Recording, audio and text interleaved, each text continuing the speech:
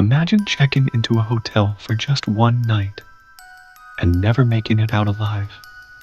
Tonight, we step inside the Stanley Hotel, a place where beauty hides darkness, and the walls echo with secrets, the place where guests report shadows in their rooms, whispers in the corridors, and doors that open by themselves. You may want to leave the light on, because once you hear these stories, you'll never sleep peacefully in a hotel again.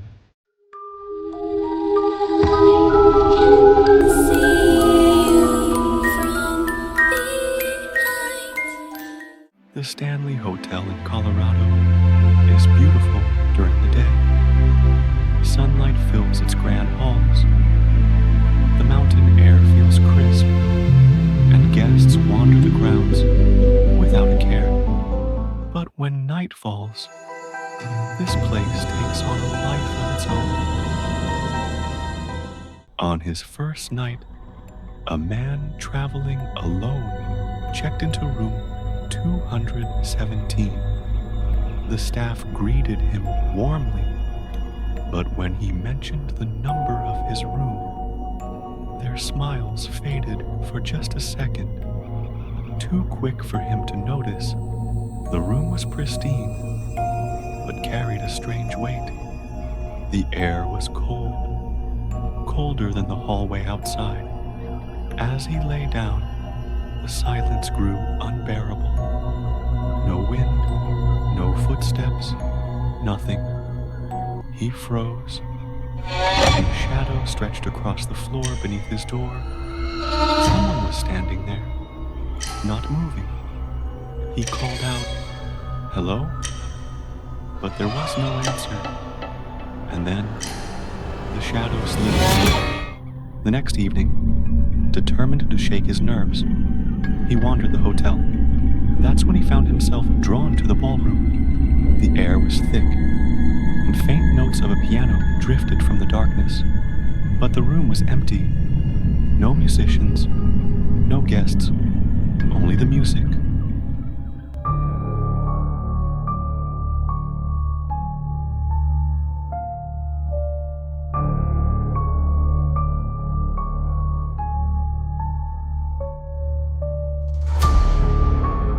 Echoing, and then stopping, mid-note. Shaken, he told the staff what he'd seen. Their answer, a chilling smile. "You must have met Elizabeth. She was the head chambermaid here until the explosion. She still likes to check in on guests of room 217.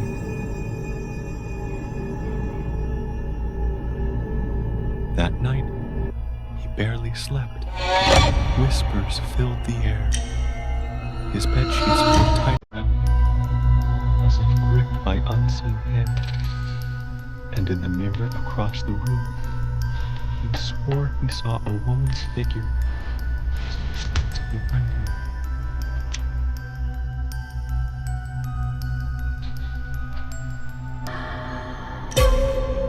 He left before dawn, refusing to stay a second longer.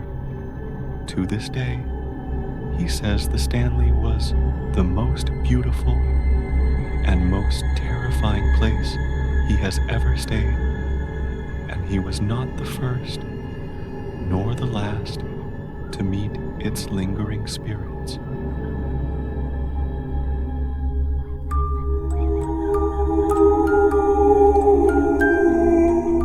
Room 217, the Stanley Hotel's most infamous chamber. Guests call it cursed. Others say it's haunted by something that refuses to leave.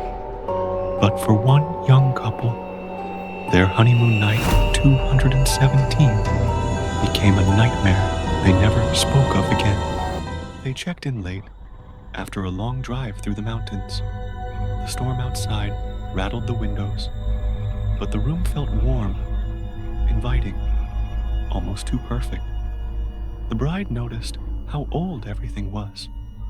The wallpaper faded, the chandelier swaying slightly, though there was no draft.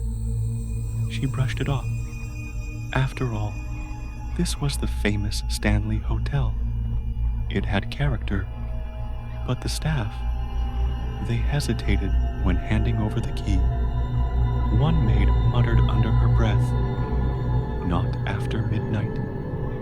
She awoke suddenly to the sound of heavy breathing. Not gentle, not human. It was deep, wet, like lungs filled with water, dragging for air. She turned toward her husband. He was fast asleep, silent.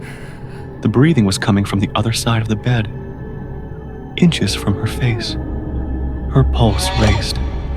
Every nerve screamed at her to run, but her body froze, pinned by an unseen weight. Panicking, she reached for the bedside lamp. The moment her fingers touched the switch, it exploded into sparks. For an instant, the room lit up in a violent flash, and that's when she saw it. At the foot of the bed stood a maid, dressed in a uniform, decades out of time, her eyes hollow, her lips moving in silence, but no sound came out, just the rasping breath that filled the room. She grabbed her husband, shaking him awake, but he saw nothing. The figure was gone, yet the smell of burnt fabric and perfume lingered in the air. Then the door handle rattled, slowly, deliberately, as if someone or something was trying to enter, even though the door was still locked. From the inside, the bride covered her ears, but the whispers slipped through. A woman's voice repeating the same word over and over. "Stay, stay, stay." When morning came, the couple found their luggage neatly placed outside the door, but the lock was still latched from within. The staff wouldn't explain. They only exchanged nervous glances, refusing to step inside. And to this day, no maid, no attendant, no cleaner will enter room 217. After midnight, some say the ghost of a maid still walks that room, searching for something she lost in life. Others believe she doesn't want anyone to ever leave. If you dare to book room 217, don't close your eyes too long, because when you wake, she may be standing at the foot of your bed.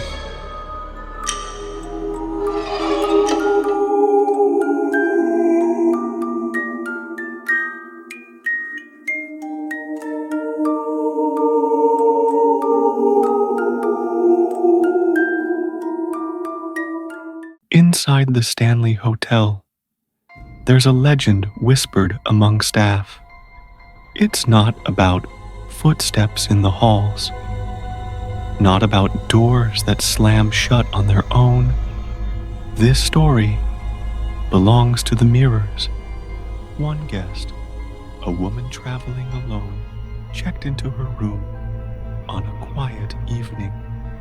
The mountain air outside was cold, and the hotel hallways were unusually silent, almost too silent. That night, after a long day, she sat before the mirror. It was tall, framed in dark wood, the kind of glass that looked like it had been there for decades. She brushed her hair slowly, watching her reflection, the room glowing in the dim yellow of a single lamp. But as she stared, something felt wrong. Her reflection's eyes didn't seem to be following her brush. They seemed to be watching her, directly, almost as if the mirror itself had grown aware of her presence. At first, she ignored it, a trick of the light, travel exhaustion perhaps. But then, she saw it, in the corner of the glass, a flicker, a tall, shadowy figure, moving behind her. Her breath caught in her throat. She froze. She turned quickly. Nothing was there. Just the still, empty hotel room. Her chest eased, just a little. She laughed nervously to herself. Maybe it was her imagination. But when her eyes turned to the mirror, she gasped. There, in the reflection, a shadow towered right behind her chair. Its arm, long and thin, reached slowly closer to her shoulder. Spinning around, she found nothing. Empty space. Her hands trembled. Her heart raced.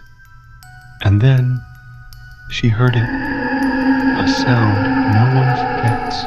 She turned back, and on the mirror's surface, clear as breath on a winter morning, a fogged handprint spread across the glass. 5 fingers, pressed from the inside. When staff arrived, the mirror was spotless. No fog, no handprint, nothing. They told her she was tired, that the mind plays tricks, but she knew what she saw, and she wasn't alone. Other guests have since whispered the same story. A shadow in the mirror, standing where no one should be, watching silently, waiting for someone to stare too long. So, if you ever find yourself at the Stanley and you glance into one of its old mirrors, don't hold your gaze, because sometimes the reflection isn't yours. Sometimes it's theirs. The shadows I tell you about are nothing compared to the ones you faced yourself. Maybe a night you still can't forget. A sound in the dark you never explained. Or a presence that never should have been there. Write your story in the comments below. And if it's truly chilling, your nightmare may be the next one I bring to life. If this story haunted you, it was only the beginning. Darker nightmares, colder secrets, wait inside my book. Each page whispers, each story pulls you deeper. The link is in the description. Step inside and claim your copy before the darkness claims you.